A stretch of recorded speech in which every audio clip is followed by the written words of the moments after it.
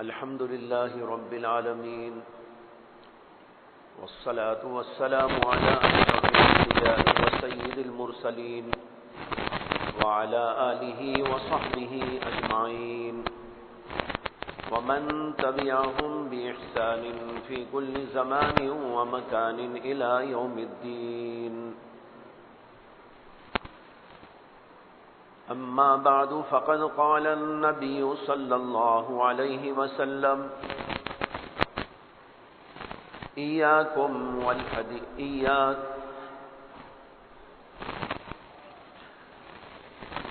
قال النبي صلى الله عليه وسلم: إياكم والظن فإن الظن أكذب الحديث، ولا تجسسوا ولا تحسسوا ولا تحاسدوا ولا تباغضوا ولا تدابروا وكونوا عباد الله إخوانا، أو كما قال صلی اللہ علیہ وسلم. بزرگان محترم، میں نے اس وقت آپ کے سامنے نبی اکرم صلی اللہ علیہ وسلم کی ایک حدیث پڑھی ہے،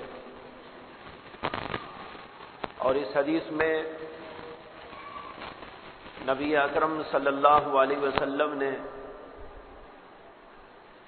تمام کے تمام مسلمانوں کو بھائی بھائی بن کر رہنے کا حکم دیا ہے،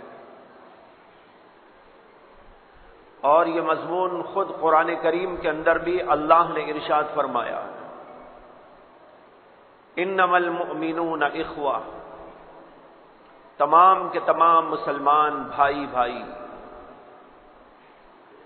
نبی اکرم صلی اللہ علیہ وسلم بھی یہی بات فرماتے ہیں اور حکم دیتے ہیں: وَكُونُوا عِبَادَ اللَّهِ إِخْوَانًا، ارے اللہ کے بندو، آپس میں بھائی بھائی بن کر رہو. بھائی بھائی بن کر رہنے میں بعض چیزیں رکاوٹ بن جاتی ہے، بعض چیزیں ایسی ہیں جو بھائی بھائی پن کو پاش پاش کر دیتی ہے، آپس میں اختلاف پیدا کرتی ہے، آپس کے اندر قطع تعلق پیدا کر دیتی ہے. اس حدیث پاک میں اللہ کے نبی علیہ الصلاۃ والسلام نے ایسی کچھ اہم باتوں سے ہم کو منع بھی کر دیا ہے، جو باتیں کہ تمہارے درمیان اختلاف پیدا کرنے والی، تمہارے بھائی پن کو توڑنے والی، تمہارے درمیان بغض و عداوت اور حسد اور کینہ اور بغض پیدا کرنے والی ایسی تمام چیزوں سے گریز کرو اور پرہیز کرو. اللہ نے اور نبی اکرم صلی اللہ علیہ وسلم نے ہماری بھلائی کی تمام باتیں ارشاد فرما دی ہیں، اور شریعت مطہرہ تمام ان باتوں کو بیان کرتی ہیں جو باتیں ہمارے لیے انتہائی ضروری ہیں، اہم ہیں، دنیا کے لحاظ سے یا دین کے لحاظ سے. دونوں چیزوں کو اللہ نے اور اللہ کے رسول علیہ الصلاۃ والسلام نے بیان فرما دیا. لیکن ہم لوگوں کا حال یہ ہے کہ ہم ان میں سے کچھ باتوں پر تو چلتے ہیں، لیکن بہت ساری باتوں کو ہم چھوڑ دیتے ہیں. نتیجہ یہ ہو رہا ہے کہ جیسے دین کا فائدہ ہم کو پہنچنا چاہیے ویسے دین کا فائدہ نہیں پہنچ رہا ہے. مثلا نماز پڑھ لیتے ہیں کچھ لوگ، لیکن ان کا دل برائیوں سے خالی نہیں ہے. بہت سارے لوگ ذکر اذکار بھی کر لے رہے ہیں، تہجد گزاری بھی ان کے اندر موجود ہے، لیکن دوسرے لوگوں کے ساتھ ان کا سلوک اچھا نہیں ہے. ان کے دلوں کے اندر بغض ہے، ان کے دلوں میں حسد ہے، ان کے دلوں میں کینہ ہے، آپس کے اندر ٹکراؤ ہے، آپس میں اختلاف اور نزاع ہے، جس کا نتیجہ یہ ہے کہ نہ ان کی نماز، نہ ان کا ذکر، نہ ان کی تلاوت، یہ کوئی چیز ان کو فائدہ نہیں دیتی. وجہ ہے کہ دل کا پاک ہونا انتہائی ضروری ہے۔ اگر دل پاک نہیں ہے تو پھر انسان ظاہری اعمال بہت سے کر لے لیکن اس کا فائدہ اس کو نہیں پہنچ سکتا۔ اسی لیے اسلام نے دو چیزوں پر بہت زیادہ زور دیا ہے، اور وہ دونوں باتیں دل کے بارے میں ہیں کہ دل کو پاک کرو، دل کو صاف کرو، دل کے اندر کے گناہوں کو دھو ڈالو، دل کے اندر نہ حسد ہو، نہ کینہ ہو، نہ بغض ہو، نہ عداوت ہو، اور نہ کبر ہو، نہ تکبر ہو۔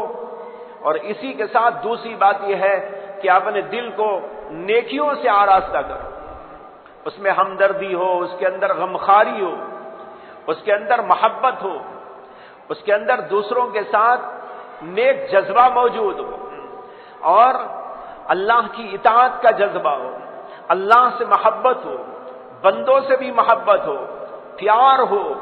یہ ساری چیزیں اسلام نے ہم کو سکھائی، اور نہ صرف اللہ کے نبی علیہ الصلوۃ والسلام نے زبانی طور پر کہہ دیا، بلکہ آپ نے اپنے عمل سے اور کردار سے اور اپنی سیرت سے ایک نقشہ واضح کر کے دکھا دیا کہ ایک انسان کس طرح پاکیزہ زندگی کرتا ہے۔ یہ اللہ کے نبی صلی اللہ علیہ وسلم کی سیرت کے اندر موجود ہے۔ لیکن عام طور پر اب صورتحال یہ ہے کہ بہت سے تو وہ لوگ ہیں جو نہ نماز، نہ روزہ، نہ ذکر، نہ تسبیح، نہ دین، نہ دنیا، سب سے دور ہو گئے۔ ایک طبقہ وہ ہے جو کچھ نیکیاں تو کرتا ہے، نماز پڑھ لیتا ہے، ذکر بھی کر لیتا ہے، تسبیحات پڑھ لیتا ہے، تہجد بھی پڑھ لیتا ہے، لیکن اس کے باوجود دل کی پاکی کا، صفائی کا وہ اہتمام نہیں کرتا جو ہونا چاہیے، حالانکہ اس کی بڑی تاکید موجود ہے۔ ایک حدیث میں آتا ہے کہ نبی اکرم صلی اللہ علیہ وسلم نے فرمایا، الا ان فی الجسد لمضغہ اذا صلحت صلح الجسد كله واذا فسدت فسد الجسد كله الا وهي القلب۔ آپ نے کہا کہ کان کھول کر سن لو کہ جسم کے اندر ایک لوتھڑا ہے،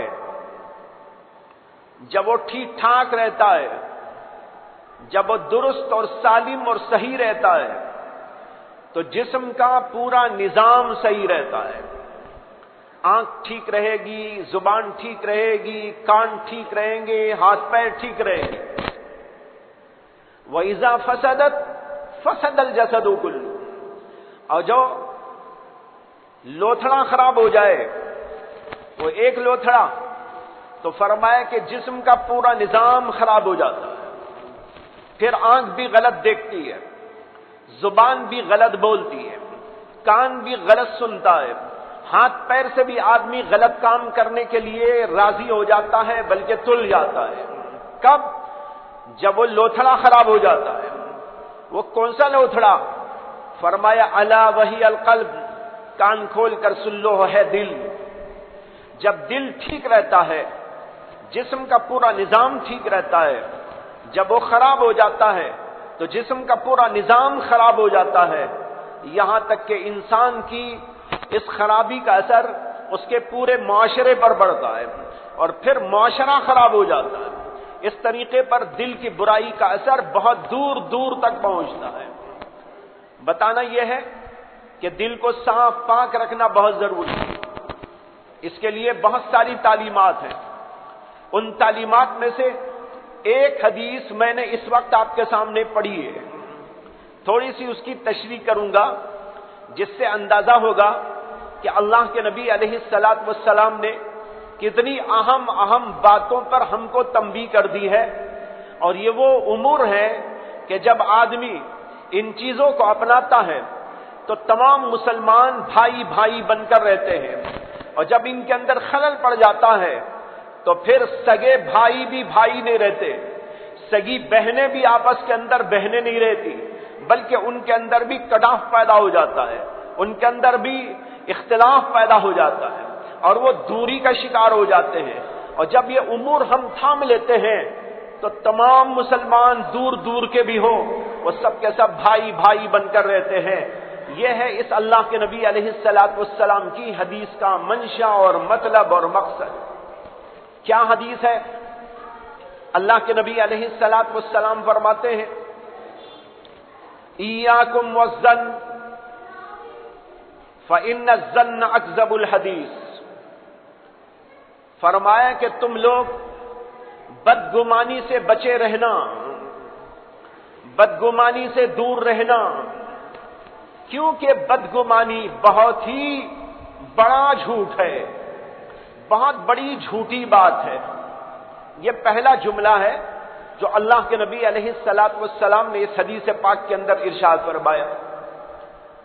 کیا؟ بدگمانی سے بچو۔ بدگمانی بڑی بری بلا ہے۔ بدگمانی کیا ہے؟ کسی کے بارے میں بلا کسی وجہ کے برا خیال جما لینا، وہ آدمی ٹھیک نہیں ہے، وہ آدمی ایسا ہے، وہ بڑا دھوکے باز ہے، وہ ایسا کرنے والا ہے، وہ ایسا کرنے والا ہے، ہمارے پاس دلیل کچھ نہیں ہے۔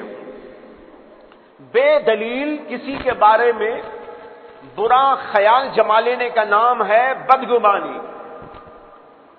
جب ہمارے پاس کوئی دلیل نہیں ہے، بس کسی وجہ سے خواہ مخواہی آدمی کے بارے میں یہ خیال جما لینا کہ وہ برا ہے، وہ ایسا ہے اور ایسا ہے، اسلام کے اندر اس کی اجازت نہیں ہے۔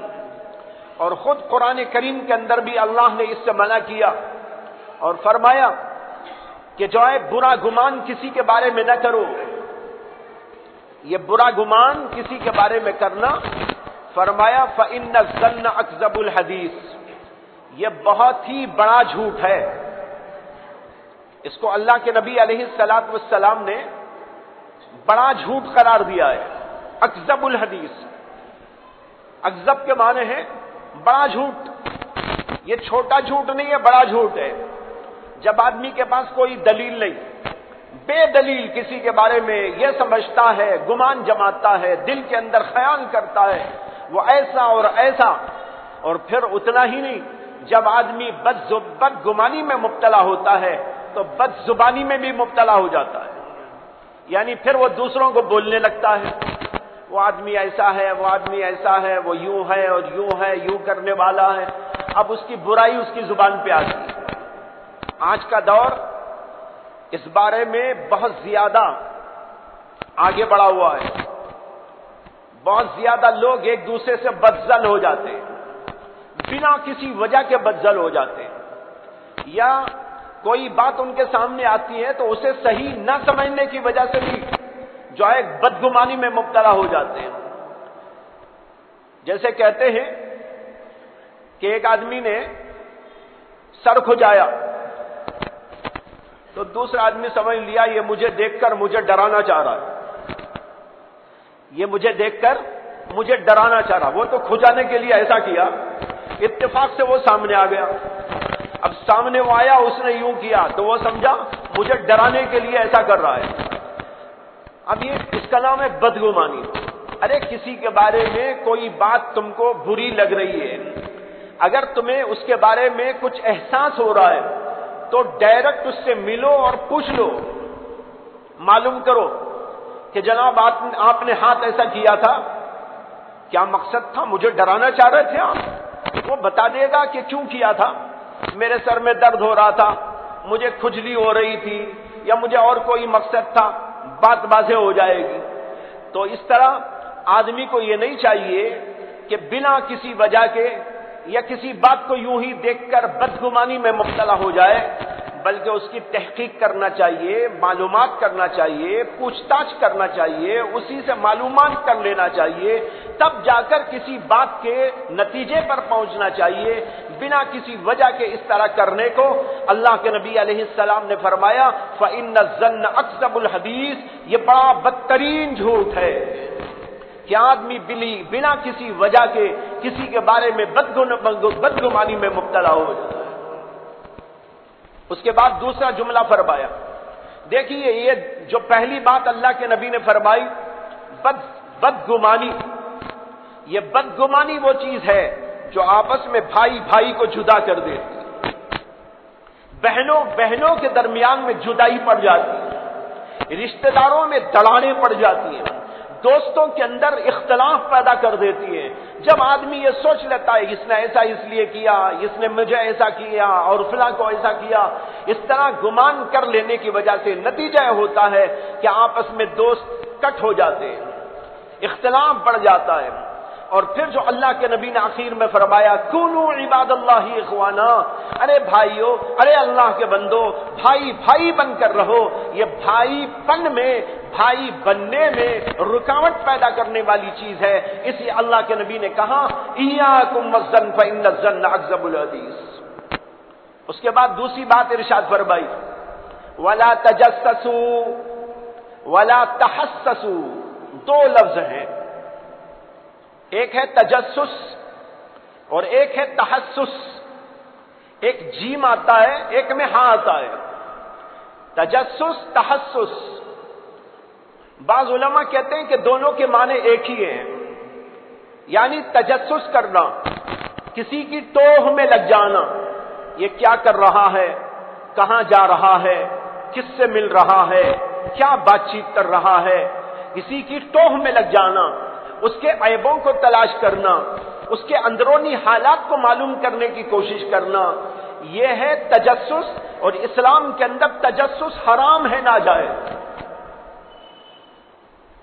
اور تحسس کیا ہے؟ بعض علماء کہتے ہیں کہ دونوں کا معنی ایک ہی ہے۔ سوال پیدا ہوتا ہے کہ جب دونوں کے معنی ایک ہیں تو دو دفعہ کیوں کہا اللہ کے رسول نے؟ کہتے ہیں یہ تاکید کے لیے فرمایا۔ جب کسی بات کو تاکید کے لیے کہنا چاہتے ہیں، اس میں تاکید پیدا کرنا چاہتے ہیں، تو لفظ کو دو دو بار بولتے ہیں۔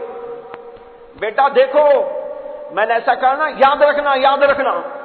اب یاد رکھنا یاد رکھنا دو دو دفعہ کیوں بول رہا ہے؟ تاکہ اچھی طرح یاد رہے۔ تو دو دو دفعہ ایک لفظ کو اس لیے بولتے ہیں تاکہ تاکید ہو جائے، دل میں اچھی طرح پیوست ہو جائے۔ اسی اللہ کے رسول نے ایک ہی معنی کے دو لفظ استعمال فرمائے اور کہا لا تجسسوا ولا تحسسوا، کسی کے عیبوں کی ٹوہ میں نہ لگو، کسی کے پیچھے نہ پڑو، کسی کے اندرونی حالات کو معلوم کرنے کے پیچھے اپنے آپ کو نہ لگاؤ۔ بعض علماء کہتے ہیں کہ دونوں میں ذرا فرق ہے۔ تجسس کے معنی تو وہی ہے، کسی کے اندرونی حالات معلوم کرنے کے لیے اس کی ٹوہ میں لگ جانا، اس کی تاک میں لگ جانا اور اس کے پیچھے پڑ جانا۔ اور تحسس کے معنی آتے ہیں کسی کی باتوں کو چھپ چھپ کر سننا۔ بعض لوگ ہوتے ہیں نا، کسی کی باتیں چھپ چھپ کر سنتے رہتے، یہ فلاں سے کیا بات کر رہا ہے، فون میں کیا بات کر رہا ہے، یہ کس سے کیا بول رہا ہے۔ یہ بھی حرام ہے، ناجائز ہے۔ اس کو اس طرح کے سماع کہتے ہیں، یعنی چوری چھپے کسی کی بات سن لینا۔ ایک آدمی اپنی بات کسی کو بولنا چاہتا ہے، آپ کو نہیں بولنا چاہتا، تو آپ چھپ کر اس کو سنتے ہیں، تو یہ حرام ہے، ناجائز ہے۔ اس کا نتیجہ بھی یہ ہوتا ہے کہ آدمی آپس میں اختلاف میں پڑ جاتے ہیں۔ اگر اس آدمی کو معلوم ہوگا کہ میری ٹوہ میں لگا ہے، یہ میرے عیبوں کو تلاش کر رہا ہے اور یہ میری باتوں کو چھپ چھپ کر سن رہا ہے، اور سننے کے بعد ظاہر بات ہے کہ دوسروں کو بولے گا، دوسروں میں اس کو پھیلائے گا، تو اب بتاؤ کہ دل ملیں گے یا کٹیں گے؟ دلوں میں اختلاف پیدا ہوگا یا دلوں کے اندر اتحاد پیدا ہوگا؟ آپس کے اندر پیار باقی رہے گا یا آپس کے اندر بغض و عداوت پیدا ہو جائے گی؟ اللہ کے رسول علیہ السلام نے اس سے منع کر دیا اور کہا کسی کی ٹوہ میں نہ لگو، کسی کے عیبوں کو نہ تلاشو، کسی کے اندرونی حالات کے پیچھے نہ پڑو، اسی طرح کسی کی باتوں کو چھپ چھپ کر نہ سنو۔ یہ باتیں انتہائی خطرناک ہیں، معاشرے کو تباہ کر دینے والی۔ ہو سکتا ہے کسی کے ذہن کے اندر یہ سوال پیدا ہو کہ حضرت عمر رضی اللہ عنہ کے حالات میں آتا ہے کہ حضرت عمر تجسس کرنے کے لیے نکلتے تھے، راتوں میں نکلتے تھے جب وہ امیر المومنین تھے، اور گشت کرتے تھے اور لوگوں کی باتوں کو سنتے تھے، ان کے حالات معلوم کرنے کی کوشش کرتے تھے۔ جیسے ایک واقعہ آتا ہے کہ حضرت عمر جا رہے تھے، ایک جگہ پر رات میں ایک گھر کے اندر سے آوازیں آ رہی تھی. حضرت عمر کھڑے ہو گئے, سننے لگے کیا آواز آ رہی ہے.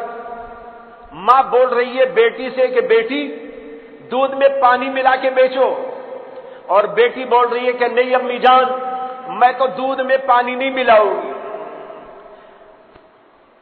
ماں پوچھتی ہے کہ کیوں؟ وہ بیٹی کہتی ہے اس لیے کہ امیر المومنین نے حکم دیا ہے کہ پانی میں دودھ میں پانی نہ ملاؤ. ماں کہتی ہے کہ امیر المومنین یہاں کہاں ہیں؟ ان کو کیا پتا چلے گا, وہ کہاں دیکھ رہے ہیں, ملا دو تو. بیٹی کہتی ہے کہ امی جان امیر المومنین تو نہیں دیکھ رہے, لیکن امیر المومنین کا خدا تو دیکھ رہا ہے. یہ گفتگو حضرت امیر المومنین عمر بن خطاب نے گھر کے باہر دروازے پہ کھڑے ہو کے سن لیا. اور پھر دوسرا دن ہوا تو اپنے پولیس والوں کو بھیجا کہ جاؤ فلاں گھر کے اندر سے ایک ماں بیٹی ہے ان کو لے کر آؤ.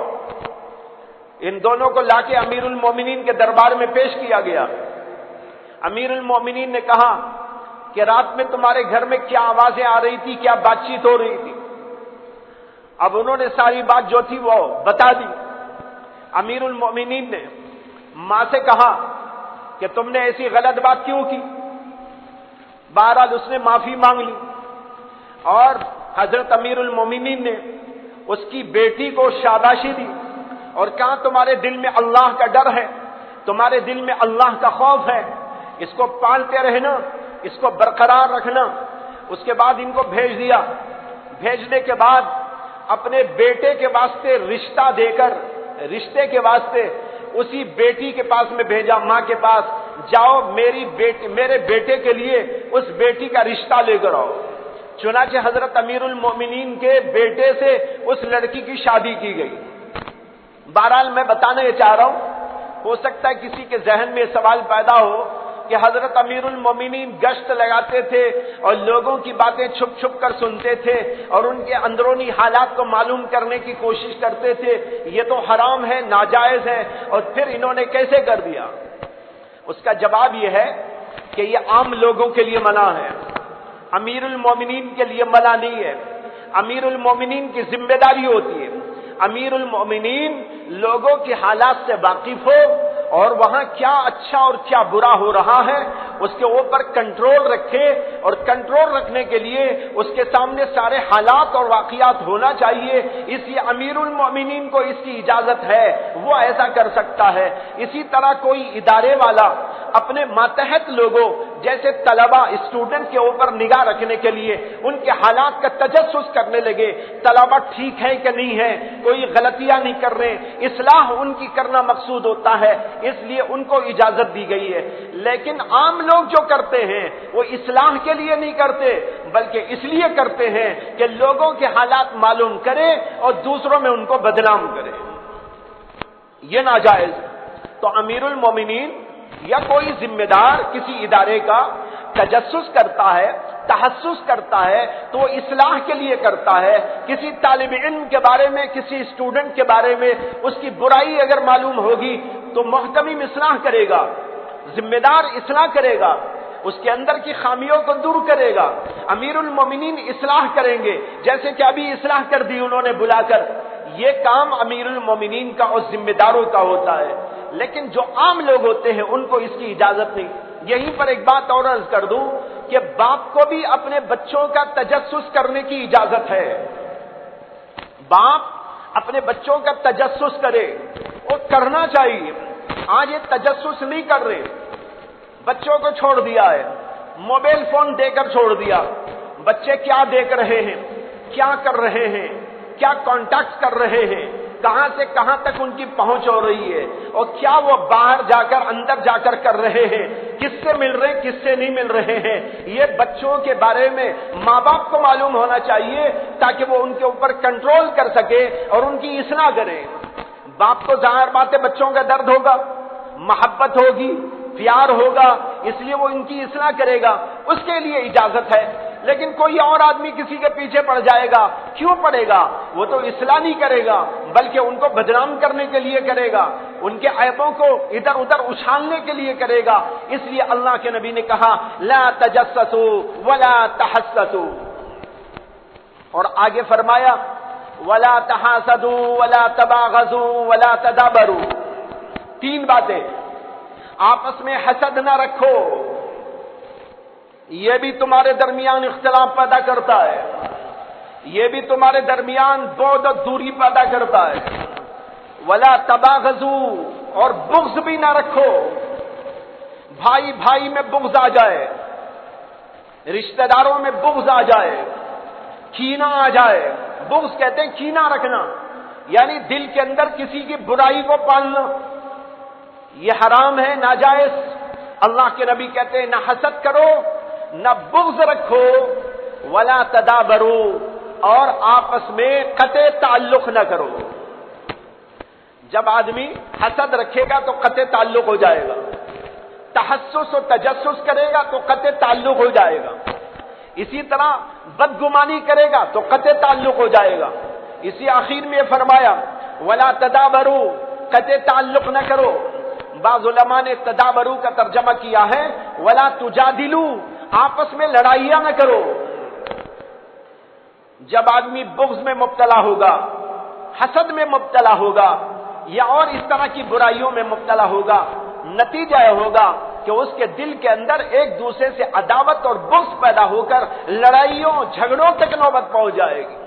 اسلام کے اندر لڑائی کرنا ناجائز، اور قرآن کریم کے اندر اللہ نے فرمایا ہے کہ یہ تم آپس میں بھائی بھائی ہو، اگر کسی کے درمیان میں کوئی اختلاف پیدا ہو جائے تو دونوں کے درمیان میں صلح صفائی کرا دو۔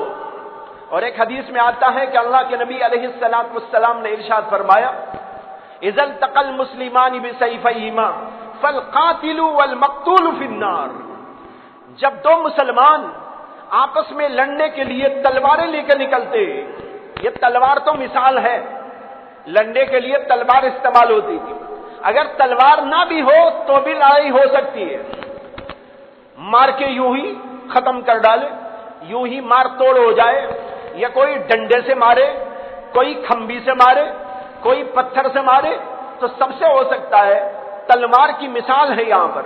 تو فرمایا اذا التقى المسلمان بسيفيهما، جب مسلمان ایک دوسرے سے لڑائی کرنے کے لیے دو مسلمان آپس میں ٹکراتے ہیں، فالقاتل والمقتول في النار، تو مارنے والا مرنے والا دونوں جہنم میں جائے، مارنے والا بھی جہنم میں، جو مرنے والا ہے نا وہ بھی جہنم میں جائے گا۔ حضرات صحابہ کو اس کے اوپر بڑا تعجب ہوا، انہوں نے کہا مارنے والے کے بارے میں تو سمجھ میں آتا ہے، مارنے والا تو ظالم ہے، ایک آدمی کو قتل کر ڈالا، مار ڈالا، اس کا جہنم میں جانا تو سمجھ میں آتا ہے، لیکن جو بیچارہ مر گیا وہ تو مظلوم ہے، وہ جہنم میں کیوں جائے گا؟ حضرات صحابہ نے عرض کیا کہ یا رسول اللہ ھذا القاتل فما بال المقتول، یہ قتل کرنے والا تو ٹھیک ہے سمجھ میں آ رہا ہے کہ جہنم میں جائے گا، لیکن یہ جو مرنے والا بیچارہ ہے اس کا کیا قصور ہے؟ اللہ کے نبی نے فرمایا انہ کان حریص علی قتل اخیہ، یہ اس لیے جہنم میں جائے گا کہ لڑنا تو دونوں چاہ رہے تھے نا، یہ اسے مارنا چاہ رہا تھا، وہ اس کو مارنا چاہ رہا تھا، اتفاق سے اس نے اس کو مار دیا، اگر اسے موقع ملتا تو یہ بھی تو اس کو مار دیتا، تو اس کے دل میں بھی تھا مجھے اسے مارنا ہے، اس کے دل میں بھی تھا مجھے اسے مارنا ہے، اب ایک نہ ایک کوئی آگے بڑھ گیا اور مار دیا، لیکن دوسرے کو موقع ملتا تو وہ بھی تو قتل کرتا، اس لیے دونوں کے دلوں میں بغض تھا، دونوں کے دلوں میں عداوت تھی، دونوں کے دلوں کے اندر نفرت تھی، دونوں کے دلوں میں کدورت تھی، ایک دوسرے کو مارنا چاہتے تھے۔ اللہ کے نبی کہتے اس لیے وہ بھی جہنم میں اور یہ بھی جہنم میں جائے۔ کتنی سخت وعید ہے، لڑائی بہت ہی بدترین چیز ہے۔ امام بخاری رحمت اللہ علیہ نے بخاری شریف کے اندر یہ حدیث ایک جگہ پر پیش کی، اور اس کے بعد لڑائی اور جھگڑے کی مذمت بیان کرنے کے لیے ایک اور حدیث بیان کی کہ ایک دفعہ اللہ کے نبی علیہ السلام کو بتایا گیا لیلۃ القدر کب آنے والی ہے. اللہ کے نبی خوش ہو گئے. لیلۃ القدر کو بتانے کے لیے آپ باہر نکلے, مسجد کی طرف آئے تو مسجد میں دو آدمیوں کو دیکھا جھگڑ رہے.